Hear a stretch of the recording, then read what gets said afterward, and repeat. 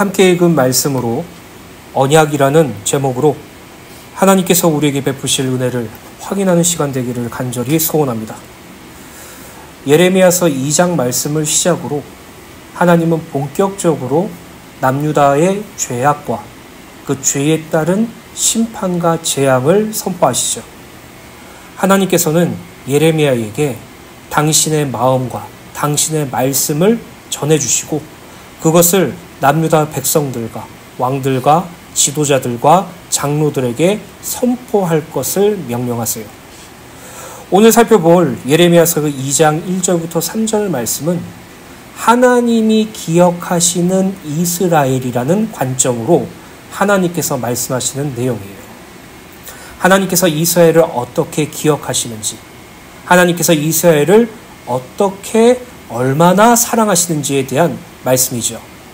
그리고 이 말씀은 오늘날 구원받은 성도들에게도 동일하게 적용되는 말씀이라고 저는 확신합니다.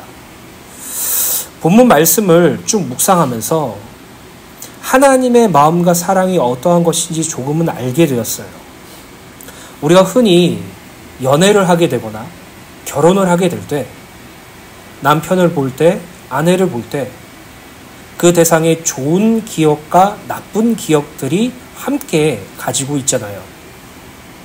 나쁜 기억이 더 크면 그 사람을 바라볼 때마다 그 나쁜 기억을 배경으로 해서 점점점 갈등이 심해지고, 좋은 기억이 크면 그 좋은 기억으로 때로는 부딪히고 갈등이 일어난 상황 속에서도 넘어갈 수 있죠.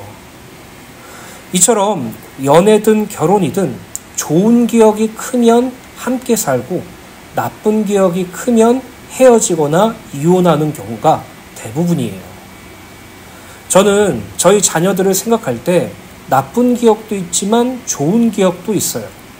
그리고 좋은 기억이 확고하게 크기 때문에 우리 딸과 우리 아들을 생각할 때 행복하고 웃음 지을 수 있죠.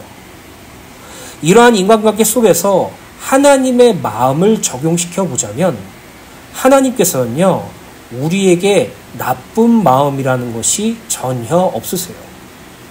우리에게 즐겁고 기쁘고 행복한 마음만 가득하죠. 아니 그럼 어떻게 하나님이 그렇게 우리를 나쁜 마음을 가지지 않고 좋은 마음으로 우리를 기뻐하시며 사랑하십니까? 라고 궁금해질 수 있죠.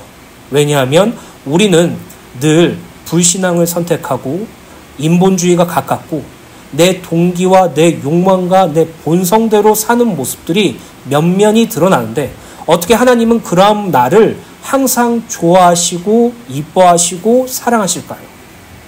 그 해답은 언약이에요, 언약. 사람은 그 사람의 환경과 그 사람의 현실과 그 사람의 행동으로 정의하죠. 이 사람이 나에게 좋은 일을 행하였는지 나쁜 일을 행하였는지에 따라 그 사람들의 평판이 달라져요.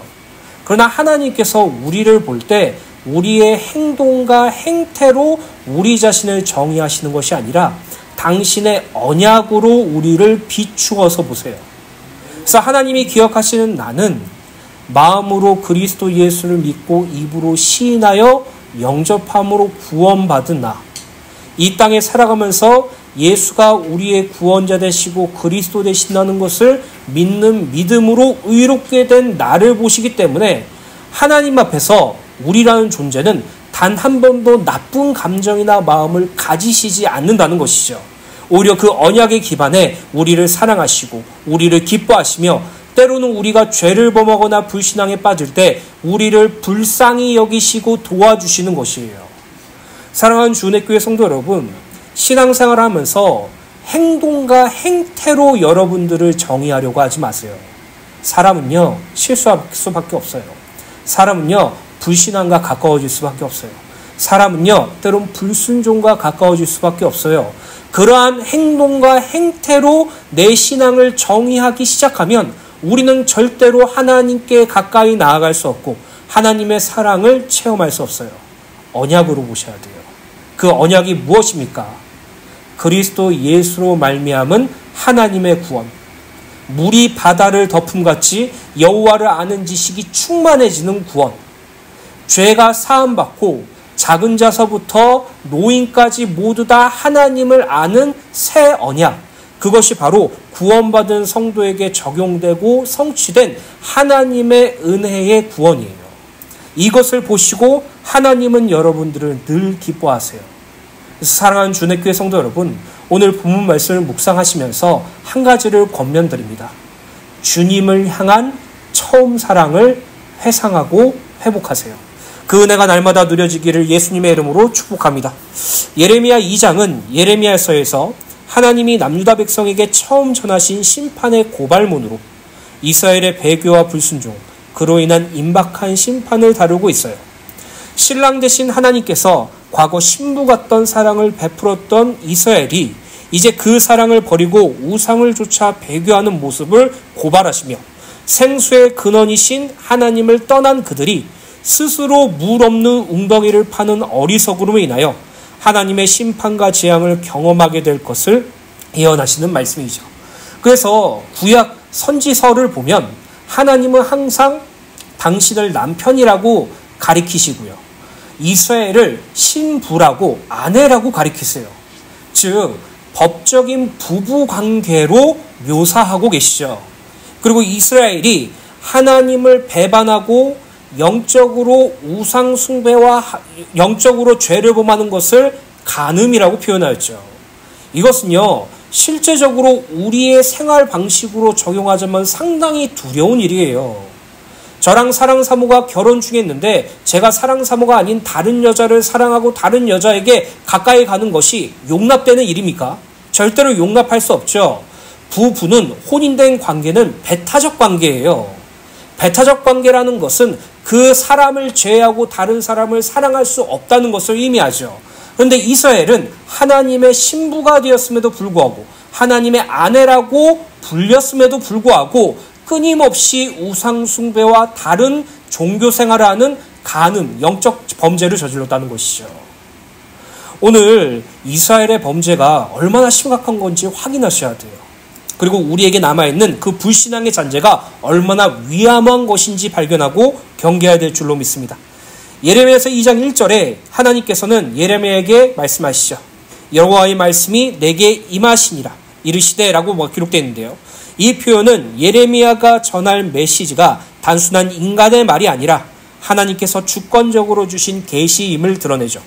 비록 그 말씀은 남유다의 죄를 폭로하고 재앙과 멸망을 경고하는 내용처럼 보이지만 사실은 하나님의 주권적 은혜의 도구로서 죄인을 돌이켜 회복의 길로 이끄는 사람의 부르심이에요. 여러분, 우리가 가족관계나 인간관계 속에서 때로는 그 대상이 너무나도 사랑하고 너무나도 좋아하는데 우리의 단점이나 잘못을 지적할 때가 있죠. 그 단점과 잘못을 지적할 때 그것으로 정죄하기 위함입니까? 거기에서 돌이키기 위함입니까?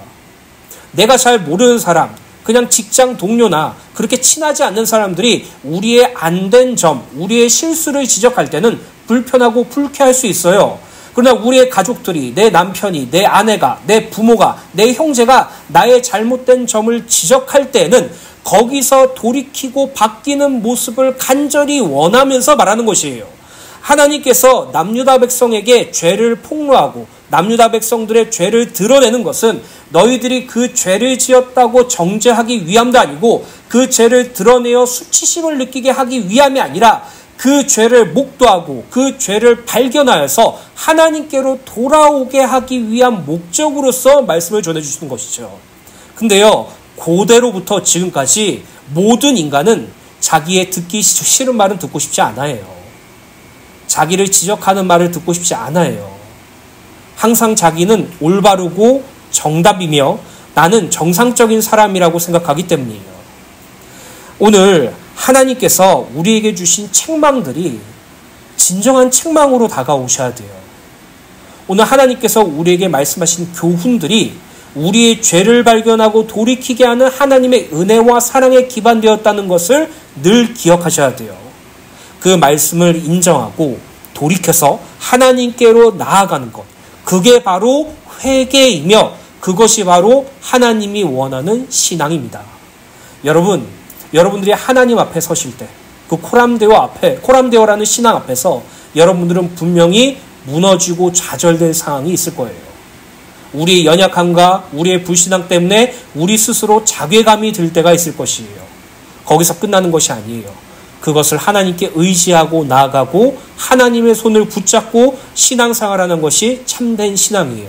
저는 그래서 제 개인적으로 구원받은 성도의 신앙생활을 두 가지로 정의하고 싶어요. 첫 번째, 어느 상황이든 어떠한 환경이든 예수가 나의 구주 되심을 믿는 믿음. 그것이 바로 첫 번째 신앙생활이고요. 두 번째는 날마다 하나님을 바라보고 의지하는 것이라고 저는 확신합니다. 오늘 날마다 그리스도 예수를 믿음으로 하나님을 의지하는 주은혜 교회 성도님이 되시기를 예수님의 이름으로 간절히 소원합니다. 그럼 첫 번째로 인애와 사랑입니다. 예레미야서 2장 2절 말씀을 읽어드리도록 하겠습니다. 가서 예루살렘의 귀에 외칠지니라. 여호와께서 이와 같이 말씀하시기를 내가 너를 위하여 내 청년 때의 인애와 내 신혼 때의 사랑을 기억하노니 곧 씨 뿌리지 못하는 땅 그 광야에서 나를 따랐음이니라. 2절 말씀은 이스라엘이 출애굽 후 광야에서 오직 하나님만 의지하며 보였던 청년 때의 인애와 신혼 때의 사랑을 하나님께서 기억하시며 전하시는 말씀이에요. 2절을 보면 하나님께서는 남유다 백성들에게 내가 너를 위하여 내 청년 때의 인애와 내 신혼 때의 사랑을 기억하노니 라고 말씀하시죠. 이 청년 때의 인애와 신혼 때의 사랑이라는 부분은 과거 출애굽한 이스라엘이 광야를 걸으며 전적으로 하나님을 의지하고 사랑했던 모습을 의미한다는 것이죠.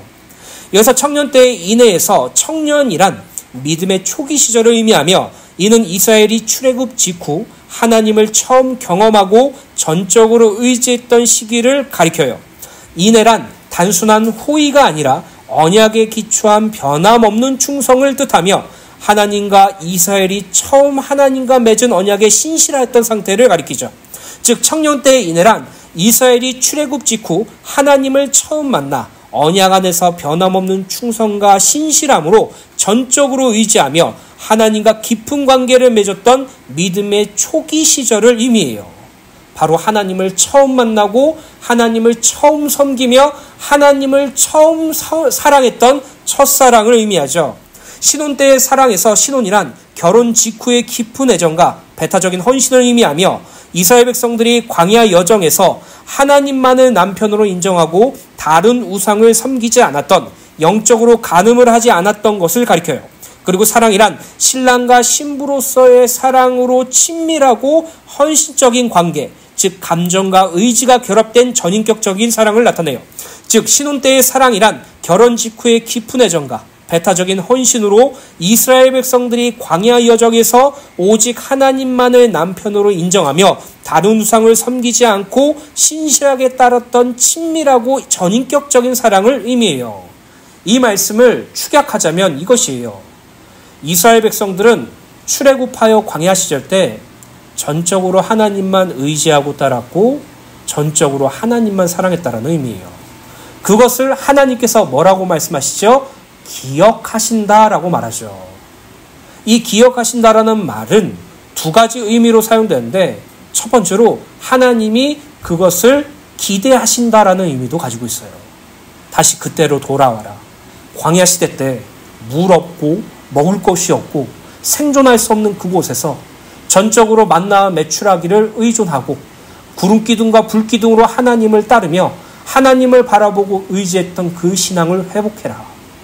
너희들이 이 땅에 살아가면서 그 광야의 길을 걸어가면서 남편 대신 나를 진정으로 사랑하고 다른 우상을 섬기지 않고 오직 하나님만 전심적으로 섬기는 그 신앙을 다시금 회복할 것을 촉구하는 말씀이에요. 즉 청년 때와 신혼 때의 사랑은 출애굽한 이스라엘이 씨 뿌리지 못하는 땅, 그 광야에서 나를 따랐습니다 라는 말씀을 상황 속에서 전적으로 하나님을 의지하고 사랑했던 모습을 나타내요. 여기서 씨 뿌리지 못하는 땅은 물질적으로 영적으로 불모한 상태, 즉 소망과 결실이 전혀 없는 상황을 의미하죠. 광야는 인생의 고난과 시험, 신앙의 불확실함과 메마른 시기를 상징해요. 즉 이스라엘 백성들은 생존과 생명이 위협받는 절망적인 환경 속에서 자신의 힘으로는 아무것도 할 수 없음을 깨닫고 오직 하나님께 의지하며 살아가였다는 사실을 드러내고 있죠. 하나님은 바로 그것을 기억하고 계신다고 말씀하고 있어요. 저는 이 말씀을 묵상하면서 너무나도 궁금한 점이 생겼어요. 출애굽기 말씀을 저는 정말 많이 읽었거든요. 이스라엘 백성들이 청년 때의 인애와 신혼의 사랑을 가져본 적이 없다고 저는 단언할 수 있어요. 한번 쭉 볼까요? 출애굽기 14장에 하나님께서 이스라엘 백성들을 출애굽하게 한 뒤에 홍해로 인도하시고 홍해를 가르셔서 뒤에 쫓아오는 애국 군대를 물리쳐 주셔서 완전한 구원으로 이끄시고 그들을 광야로 이끄셨죠. 출애굽기 15장에 모세는 하나님께서 우리를 애굽에서 구원해 주시고 홍해를 갈라 인도해 주신 것에 기뻐하며 하나님께 찬송을 돌리고 있어요. 그리고 16장에 무슨 일이 있습니까? 이스라엘 백성들이 모세에게 찾아가서 이렇게 말해요. 우리가 다시 애굽으로 돌아갔으면 좋았을 것을. 여긴 먹을 것이 없어. 왜 우리를 이 광야, 이 사막에서 굶어 죽게 하느냐라고 말하고 있어요. 자, 이 말씀을 쭉 살펴보았을 때 이스라엘에게 청년 때의 인애와 신혼 때의 사랑이 있었습니까?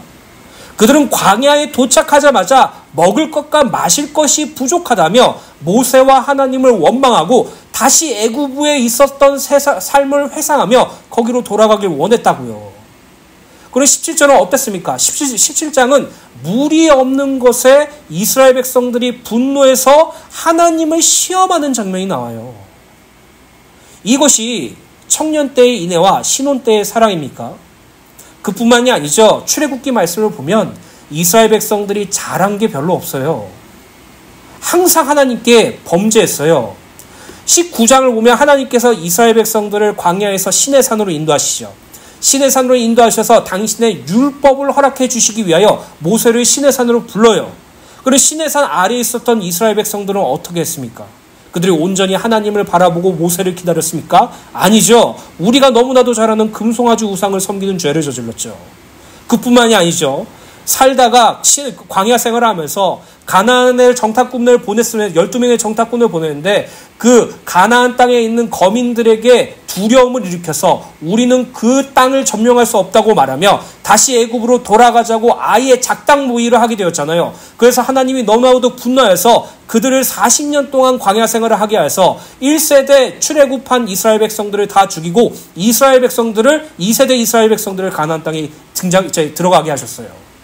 이 말씀을 쭉 살펴보면 이스라엘 백성들이 진심으로 하나님을 의지하고 따랐습니까? 하나님을 전적으로 섬기고 사랑했습니까? 아니라고 말할 수 있죠.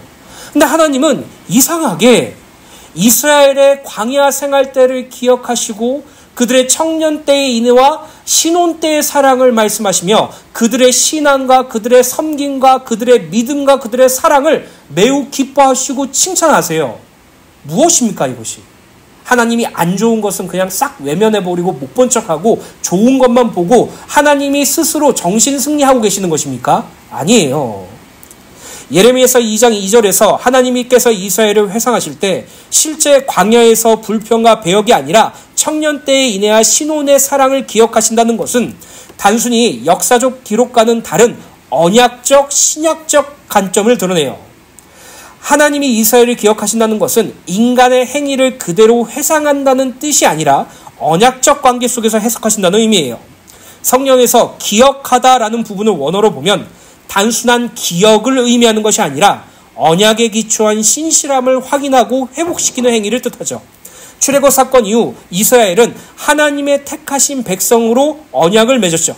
하나님께서는 그들의 불순종과 범죄와 불신앙에도 불구하고 언약의 첫사랑의 순종의 모습을 기억하시며 그 관계를 다시 불러일으키려 하시는 것이에요. 아까 서론부분에 말씀드렸죠. 하나님은요, 우리를 바라볼 때, 이스라엘을 바라볼 때 그들의 행동, 행태, 곧 그들이 먹을 것이 없어서 하나님을 원망하고 물이 없어서 하나님을 시험하고 하나님이 보이지 않고 하나님이 없고 모세가 없음을 보고 저희 금송아지 우상 숭배를 하고 가나안 정탐꾼들의 말에 현혹되어서 불신앙하고 그런 것들을 먼저 보시고 기억하시는 것이 아니라 언약을 먼저 기억하신다고요. 그렇다면 하나님께서 이스라엘 백성들과 맺은 언약이 무엇입니까? 바로 출애굽기 19장에 하나님께서 이스라엘 백성들을 광야 시내산으로 부르시고 모세를 시내산으로 부르시기 전에 하나님께서 모세에게 하신 말씀이 바로 언약이에요. 출애굽기 19장 3절부터 8절 말씀 새번역 성경으로 천천히 읽어드리겠습니다. 모세가 산으로 올라가 하나님께로 가니 주님께서 산에서 그를 불러 말씀하셨다. 너는 야곱 가문에게 이렇게 말하여라. 이스라엘 자손에게 이렇게 일러 주어라. 너희는 내가 이집트 사람에게 한 일을 보았고 또 어미 독수리가 그 날개로 새끼를 업어 나르듯이 내가 너희를 인도하여 나에게로 데려온 것도 보았다. 이제 너희가 정말로 나의 말을 듣고 내가 세워준 언약을 지키면 너희는 모든 민족 가운데서 나의 보물이 될 것이다. 온 세상이 다 나의 것이다. 그러므로 너희는 내가 선택한 백성이 되고 너희 나라는 나를 섬기는 제사장 나라가 되고 너희는 거룩한 민족이 될 것이다. 너는 이 말을 이스라엘 자손에게 일러 주어라. 하나님께서는 이스라엘 백성들에게 언약을 맺으셨죠. 당신을 온전히 섬기고 당신의 언약을 지켜줄 때 너희는 내가 선택한 백성이 되며 제사장 나라가 되고 거룩한 민족이 될 것이다라고요. 그때 7절에 이렇게 기록됐습니다. 모세가 돌아와서 백성의 장로들을 불러 모으고 주님께서 자기에게 하신 이 모든 말씀을 그들에게 선포하였다. 모든 백성이 다 함께 주님께서 말씀하신 모든 것을 우리가 실천하겠습니다 라고 응답하였다. 모세는 백성이 한 말을 주님께 그대로 말씀드렸다. 하나님께서 이스라엘 백성들의 어느 부분을 기억하고 계십니까? 예레미야서 2장 2절에 청년의 인애와 신혼의 사랑이라는 이 말씀을 무엇을 근거로 하시는 말씀이에요? 출애굽기 19장 7절 8절에 주님께서 말씀하신 모든 것을 우리가 실천하겠습니다라는 그 고백을 근거로 하나님께서는 이스라엘 백성들을 바라보고 계신 것이에요. 그래서 하나님께서 북이스라엘이든 남유다든 그들이 우상 숭배와 범죄로 인하여 하나님을 버리고 끔찍한 죄를 저질렀음에도 불구하고 하나님이 그들을 책망하고 그들에게 심판하시겠다고 말씀하시지만 끝까지 그들을 놓치지 않고 그들을 불쌍히 여기시며 그들을 사랑한다고 말씀하시며 그들을 끝까지 회복시키고 그들을 끝까지 구원으로 이끄시는 이유는 하나예요. 하나님께서 그들을 제사장의 나라로 삼으셨기 때문이에요. 하나님께서 그들을 당신의 선택으로 삼으셨기 때문이에요. 하나님께서 그들을 당신의 첫 열매와 성물로 선택하셨기 때문이에요. 그리고 이 말씀은 오늘날 구원받은 성도에게 그대로 적용되죠. 오늘날 우리의 삶은 광야의 삶이에요.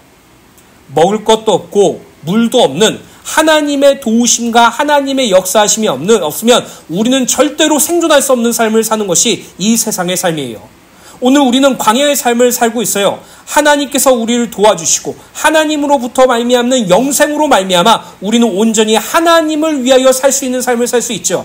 그 삶 속에선 우리는 이스라엘 백성처럼 수없이 불신앙하고 우리의 이스라엘 백성들처럼 수없이 죄를 지으며 우리의 이스라엘 백성들처럼 수없이 하나님께 원망과 불평하고 하나님의 뜻을 저버리는 행위를 수없이 반복해요. 그럼에도 불구하고 하나님께서 우리를 택하시고 우리를 사랑하시고 우리를 끝까지 보호하시고 우리를 끝까지 그리스도 안에서 자라게 하신 이유는 우리의 사람의 행동과 행태가 예쁘고 우리의 성품과 우리의 마음성이 예뻐서가 아니라 하나님께서 당신의 언약을 근거로 우리를 택하셨기 때문이에요.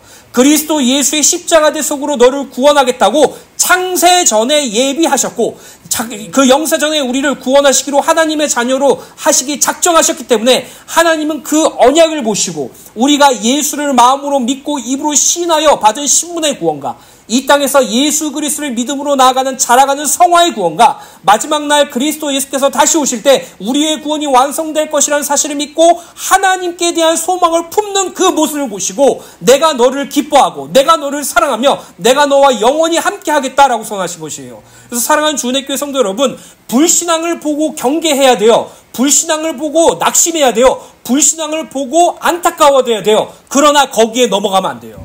그 이유가 무엇입니까? 하나님은 우리의 불신앙을 보시는 것이 아니라 우리의 신앙을 보세요. 하나님은 우리의 불순종을 보는 것이 아니라 우리의 순종을 보세요. 하나님은 우리의 연약함을 보시는 것이 아니라 우리의 믿음을 보세요. 우리가 삶을 살면서 내가 어느 때에 있든지, 내가 괴로움 가운데 있든지, 내가 문제 가운데 있든지, 내가 질병 가운데 있든지, 내가 정말 죽고 싶은 자리에 있든지, 그것과 상관없이 예수님의 나의 구원자 되시고 나의 그릇되심을 내가 부정할 수 없고 믿습니다라고 그 고백하시는 그것을 하나님께서는 언약으로 보시고 기뻐하신다고요. 그것으로 우리를 바라보세요.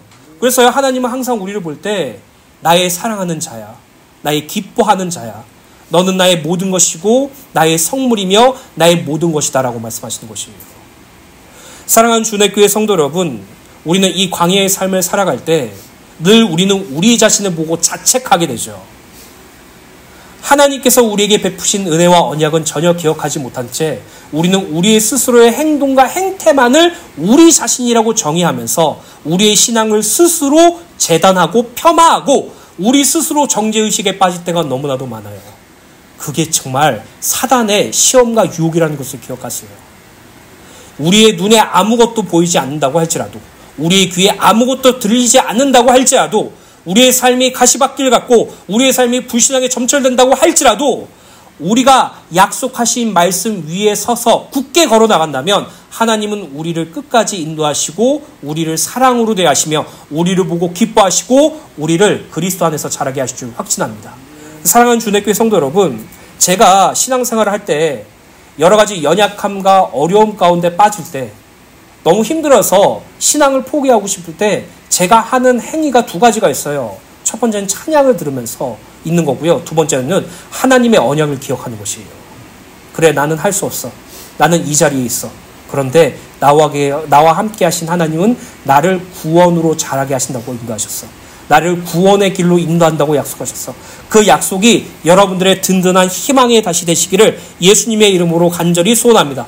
그래서 구원받은 성도가 이 땅에서 살아오면서 살아가는 그 모든 것들을 하나님께서는 당신의 섭리 속에서 이끄시고 인도하시죠. 그러면서 이렇게 말씀하십니다. 신명기 8장 2절부터 3절입니다. 내 하나님 여호와께서 이 40년 동안에 내게 광야의 길을 걷게 하신 것을 기억하라. 이는 너를 낮추시며 너를 시험하사 내 마음이 어떠한지 그 명령을 지키는지 지키지 않는지 알려 하심이라. 너를 낮추시며 너를 줄이게 하시며 또 너를 알지 못하며 내 조상들도 알지 못하던 만나를 내게 먹이신 것은 사람이 떡으로만 사는 것이 아니요 여호와의 입에서 나오는 모든 말씀으로 사는 줄 내가 알게 하려 하심이니라. 여러분들이 신앙생활하면서 이 세상을 살아갈 때 내 인생과 내 삶은 육신의 것이 아니라 하나님의 말씀으로 사는 것이 맞아라고 인정이 되신다면 여러분들은 온전한 신앙 가운데 걸어가고 계신 것이에요. 오늘 여러분들의 행동과 행태에 빠져 낙심하거나 교만하지 마시고요. 하나님께서 주신 언약을 근거로 나아가고 하나님을 바라보게 되시기를 간절히 소원합니다.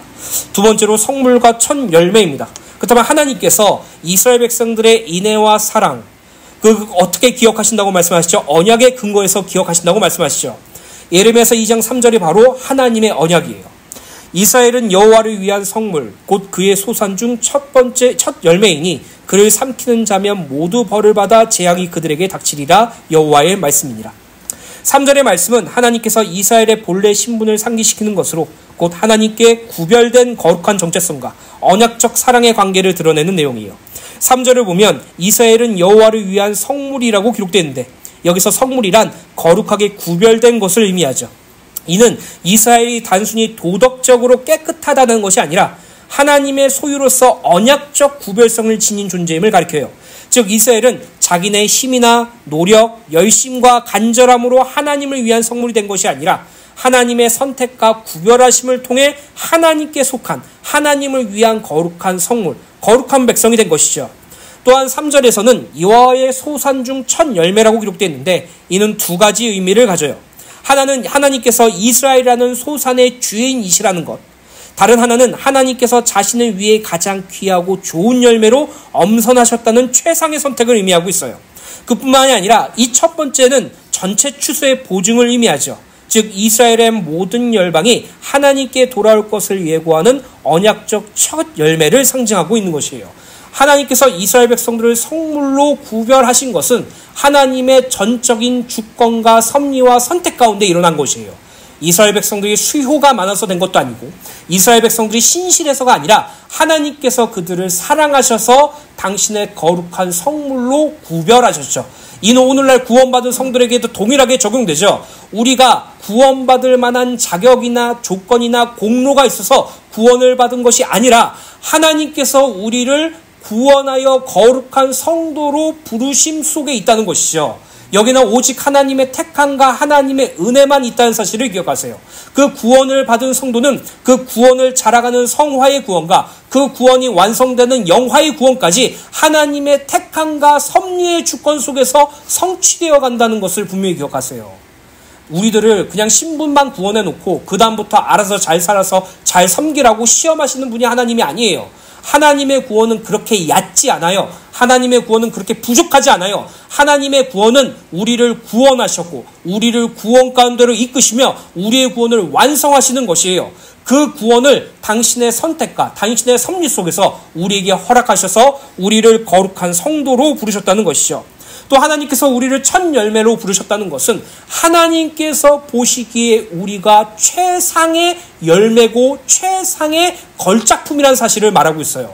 에베소서 2장 10절에 뭐라고 기록됐습니까? 하나님께서 우리를 만드신 바라라고 기록되어 있죠. 이는 하나님께서 당신의 목적과 당신의 뜻에 맞게 사용하기 위해서 우리를 만드셨음을 말하고 있어요. 하나님의 만드심은 부족함이 없고 하나님의 만드심은 연약함 없이 최상의 상품과 최상의 열매로서 존재하게 되죠. 그것이 바로 우리예요. 우리의 모습이 지금 어떨지 몰라도 하나님께서 우리의 보시기에 가장 가치 있는 존재로서 부르셨다는 것이죠. 이것을 날마다 기억하시길 간절히 소원합니다. 3절의 말씀은 하나님의 택하심과 성도의 견인과 그리고 하나님의 영광이 잘 드러나 있는 구절이죠. 이스라엘이 성물과 첫 열매가 된 것은 그들의 공로나 의로움 때문이 아니라 전적으로 하나님의 선택과 은혜에 의한 것이에요. 이것이 바로 무조건적인 선택이죠. 또한 이스라엘을 대적하여 그들을 삼키려는 자는 반드시 재앙을 일으킬 것이라고 기록되어 있는데 이는 하나님이 자기 백성을 끝까지 지키신다는 성도의 견인을 의미해요. 마지막으로 이스라엘은 성물과 첫 열매로서 존재의 목적이 궁극적으로 하나님의 영광을 드러내는 데 있음을 나타내요. 이는 곧 오직 하나님께 영광을 의미해요. 그리고 이 하나님의 무조건적인 선택, 하나님께서 하시는 인도, 성도의 견인, 그리고 하나님의 영광은 구원받은 성도에게 동일하게 적용되어 있죠. 하나님께서 우리를 조건 없이 택하셔서 구원하셨어요. 하나님께서 우리를 어떠한 상황 가운데서도 100% 인도하세요. 잠깐 우리에게서 눈을 놓치시거나 우리를 잊어버리시는 분이 아니에요. 하나님은 불꽃 같은 눈동자로 우리를 바라보시고 지금 우리의 삶이 이해되지 않는다고 할지라도 하나님 곁에서는 항상 우리를 인도하시고 이끌어 가시죠. 마지막으로 하나님께서 우리를 만드신 목적, 하나님께서 우리를 성물과 첫 열매로 이끄신 목적은 하나예요. 오직 하나님의 영광을 위하여 살 수 있는 존재로 되게 해달라고. 오늘 저와 여러분들이 동일하게 그 은혜를 누리게 되시기를 예수님의 이름으로 간절히 소원합니다. 신명기 7장 6절부터 8절 말씀 현대인의 성경으로 읽어드리도록 하겠습니다. 여러분은 여러분의 하나님 여호와의 거룩한 백성입니다. 여호와께서는 이 세상 모든 민족 가운데서 여러분을 택하여 자기의 백성으로 삼으셨습니다. 여러분이 다른 민족보다 수가 많기 때문에 여호와께서 여러분을 사랑하시고 택한 것이 아닙니다. 오히려 여러분은 모든 민족 가운데 가장 작은 민족입니다. 여호와께서는 다만 여러분을 사랑하시고 여러분의 조상들에게 약속하신 약속을 지키기 위해서 큰 능력과 놀라운 기적으로 이집트 왕 바로의 노예 생활에서 여러분을 구출해내신 것입니다. 하나님께서 이스라엘 백성들을 택한 이유가 무엇이에요? 이스라엘 백성들에게 어떤 가능성을 봐서요? 이스라엘 백성들의 어떤 민족성을 보고요? 아니죠. 사랑하셨어요. 그 사랑인 이유가 없어요. 우리는 늘 사랑의 조건과 이유가 필요하다고 말하죠. 저 사람이 나를 사랑할 수밖에 없는 이유, 저 사람이 나를 사랑할 수밖에 없는 조건, 그것이 납득해야 저 사람은 날 사랑하는구나 라고 인정할 수 있죠. 근데 하나님은요, 우리를 사랑하신다라고 고백했을 때 이유와 조건이 없어요. 그 이유와 조건을 굳이 말하자면 우리 존재 자체예요.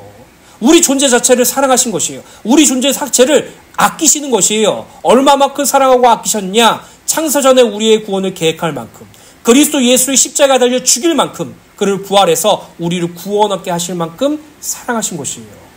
그래서 이 사랑을 신앙 속에서 누리면서 발견할 때 우리는 참 기쁨과 행복을 누릴 수 있겠죠.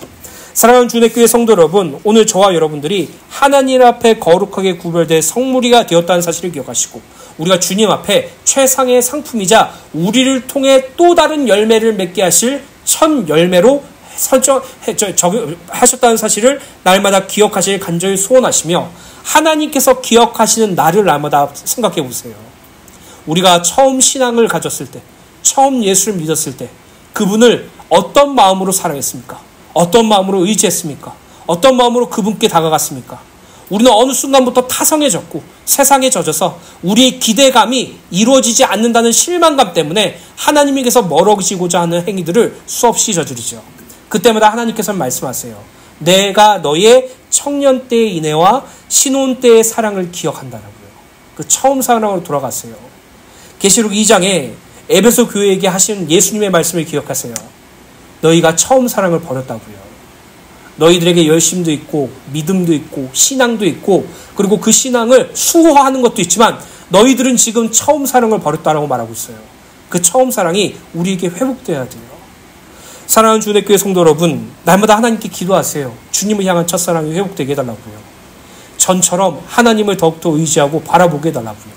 하나님의 사랑하는 마음을 나에게 허락해달라고 기도하는 저와 여러분들 되시기를 예수님의 이름으로 간절히 축복합니다. 결론입니다. 예레미야서 2장 4절 8절입니다. 하나님께서는 이스라엘 백성들의 청년 때의 인애와 신혼 때의 사랑, 하나님을 전적으로 의지하고 하나님을 전적으로 사랑하고 섬겼던 그때를 말씀하시고, 하나님께서 이스라엘 백성들에게 어떤 언약을 주셨는지, 하나님께서 이스라엘 백성들을 어떻게 생각하셨는지, 곧 하나님께서 이스라엘을 거룩한 성물로서 구별하시고 첫 열매의 소산이라고 말씀하셨는데, 이스라엘 백성들은 그것과 달리 어떻게 행동했는지에 대해서 고발하시는 장면이에요. 다음 주에 조금 더 자세하게 나누어지겠어요. 이 예레미야서 2장 1절부터 3절 말씀을 묵상하시면서 이 말씀을 쭉 보시면 우리 마음도 죄책감으로 들 수밖에 없어요. 읽어드리고 마치겠습니다. 야곱의 후손인 이스라엘 자손들아, 여호와의 말씀을 들어라. 여호와께서 이렇게 말씀하셨다. 너희 조상들이 내게서 무슨 잘못을 발견하였기에 나를 버리고 우상을 좇아 헛된 짓을 하였느냐. 내가 그들을 이집트 땅에서 이끌어내어 메마른 광야 곧 사막과 구렁이 있고 건조하여 음산하여 사람이 다니지도 않고 살지도 않는 땅을 통과하도록 인도하였으나 그들은 나에게 아무런 관심도 없었다. 내가 그들을 비옥한 땅으로 인도하여 과일과 풍성한 농작물을 먹게 하였으나 그들은 내 땅을 더럽히고 내가 그들에게 준 유산을 죄악의 땅으로 만들었다. 그리고 제사장들까지 나를 찾지 않았으며 법관들은 나를 무시하고 관리들도 나를 거역하며 예언자들은 바알의 이름으로 예언하고 헛된 우상을 섬겼다. 저는 이 말씀을 묵상하면서 하나님께서 이스라엘 백성들에게 화내시는 것이 아니라 하나님께서 이스라엘 백성들에게 슬픔을 느끼시면서 괴로워하시면서 외치시는구나라고 생각이 들었어요. 하나님께서는 단 한 번도 이스라엘 백성들을 포기한 적이 없어요. 하나님께서는 단 한 번도 우리를 포기한 적이 없어요. 우리가 포기했다라고 느끼는 것이지, 하나님께서는 단 한 번도 우리의 불신앙과 우리의 죄성을 바라보며 정죄하고 분노하고 징계하고 심판하신 분이 아니에요. 돌아와라, 돌이켜라, 다시 돌아와라, 다시 나에게 찾아와라 라고 말씀하시는 하나님의 은혜와 사랑의 외침이죠. 오늘 그 말씀을 들을 수 있는 귀가 성령으로 말미암아 열리셔서 날마다 하나님께로 돌아가는 회개가 여러분들의 삶 속에서 일어나게 되시기를 예수님의 이름으로 축복합니다.